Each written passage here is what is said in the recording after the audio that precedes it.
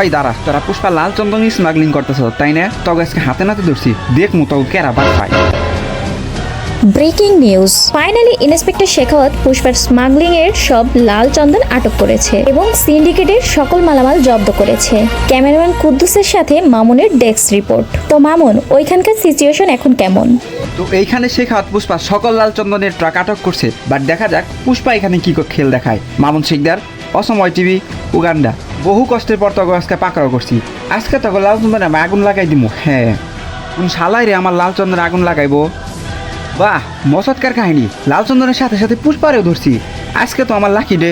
বাহ, একদিন তুই আমার প্যান্ট খুলছিলি, আজকে আমি তোর প্যান্ট খুলবো। পুষ্পারাজ ম্যাচ ঝুঁকে কেন ইচ্ছা আলা।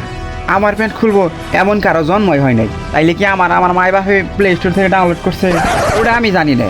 ওই হাবিলদার, তখন আমি 30 দিমু, তোরা শেখাওয়াতের প্যান্ট খুলে ফেলা। তোর কি আমাকে ঘুষখোর মনে হয় নাকি? 30 লাখই কিছু হইব না। 50 দিমু, রাজি থাকলে ক।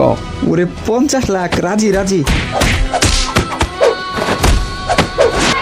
এখন দে 50 লাখ।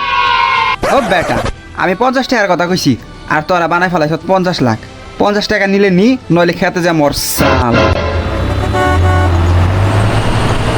বুঝলি পুষ্পা, এই মেম্বারগিরি করে কোনো লাভ নাই। আমি এখন চেয়ারম্যান হইবার চাই, তাই কালকে আমি উপজেলা পরিষদে যাবো। তুই কি যাবি আমার লগে? যামু, কিন্তু আমার কাছে তো ভাড়া নাই।